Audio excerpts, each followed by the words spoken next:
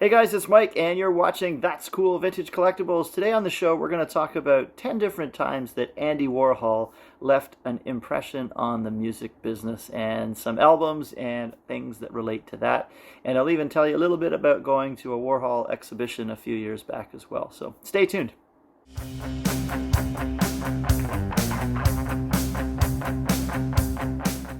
So a number of years ago, I went to an art exhibition of Andy Warhol's works, and that was at the Art Gallery of Ontario in Toronto. And we had a great time looking around at his works, and I learned quite a bit about the involvement he had with a lot of musical related themes and topics and albums and bands even. So I thought today it might be kind of fun to take a trip down that road and see what involvement he had. And of course, based out of New York at the time, through the 1960s and 70s, there was a lot of musicians coming through there and a lot of people that were interested in what he was doing and the style of work he was creating. So the first piece that I found of interest was this Elvis Presley picture that he had done. And of course, he did ones like this of Marilyn Monroe and other celebrities, but this was particularly of interest to me. I thought that was pretty cool. And that was the first piece that I really noticed that linked directly to rock and roll. One of the more iconic pieces that Warhol designed was the Stones album Sticky Fingers, and this album was the cover art was done by Warhol. And if you have an original pressing, it has a working zipper, and on the tab of the zipper, I'll see if I can zoom this in, it says the word star on that, and that is an indicator of an early pressing. A lot of people think he had something to do with the tongue logo of the Stones, but he did not, but it was probably inspired by some of his work, that's for sure. So that's the first piece I'm going to talk about today, is Warhol related, and that is the Stones' Sticky Fingers. Before Warhol became an international superstar in the art world and in pop culture, he was just an artist looking for work, and he was commissioned work both before and after his rise to fame. And some of his works included Diana Ross's Silk Electric cover, Aretha Franklin's Aretha, and John Lennon's posthumous Men Love Avenue album that was released after Lennon's death. Well, one of the more well-known associations of Warhol was with Lou Reed, and certainly with his band, the Velvet Underground. And Warhol was one of the original managers of the Velvet Underground. In fact, one of their earliest gigs was Warhol was supposed to speak at a psychologist convention in New York City, and instead of turning up himself, he sent the Velvet Underground to perform in typical Warhol fashion. And around that time, in 1967, this album was released with Andy Warhol's artwork on the front. Now, the original pressings of this, you can actually peel this banana, which is pretty interesting and certainly pretty innovative for the time. This is a 1972 pressing on Verve Records, but you can see the Velvet Underground on the back there. And it's just a cool record, very iconic, and there's lots out there.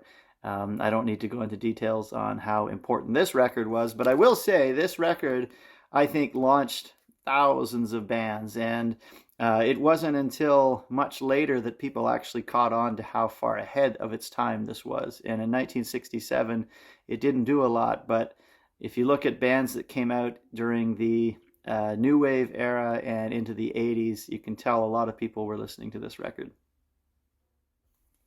In 1968, there was an attempt on Andy Warhol's life, and he was actually shot. He survived it, but Lou Reed was very affected by this and decided to write some music to symbolize that moment and that event in history. And it was released by the Velvet Underground, but it was re-released later on Lou's Transformer record, and the song is called Andy's Chest. And it's detailing the events that took place there. And just another affiliation between Lou Reed and Andy Warhol. The next one I'm going to discuss is a little bit out there. There's not a lot of proof for this, but a lot of people think Bob Dylan's Highway 61, there's a track on here, of course, called Like a Rolling Stone, which is one of Dylan's most well-known songs. And there's a lot of speculation between fans that this actually was a song about a love triangle between Dylan, Warhol, and Edie Sedgwick. And it's unproven, but Many fans speculate that that's what this song was actually written about, and it's become one of the most iconic albums and songs of all time. Before meeting, David Bowie actually wrote a song about Andy Warhol, and it was released on the Honky Dory record, and it's just called Andy Warhol. And when they did meet, Bowie played him the tune, and he hated it, and it was a bit of a thing at the time, but they did not see eye to eye on that song. Eventually, though, it was very clear that Warhol was a huge inspiration for Bowie, and eventually Bowie played him in a movie that was released in 1996. One of the most fascinating things I discovered when I was learning about Andy Warhol's work was how many different forms of mediums he was in artistically. And he certainly did try to dabble in as many forms of mediums as he could as an artist. And one of the things that I was very shocked to see was he actually directed some music videos, and one in particular for the Cars off of their 1984 release, Heartbeat City. And it's a song called Hello, It's Me that was released as a music video, and Warhol directed that and was involved in the completion of that project. So I thought that was pretty interesting. And there's a guy that really did have an artistic mind and a sort of an ability to involve himself in a lot of different creative ventures, and certainly was very influential on everything that he got involved with. So there's a brief look at some of the ways Andy Warhol certainly influenced the music scene. And from the 60s through the 80s, he was certainly right there at the forefront of innovation and avant-garde. And it was very interesting for me to check out that exhibition just to see the scope of his work and to realize how many mediums he was involved in. And I really found it very fascinating to see.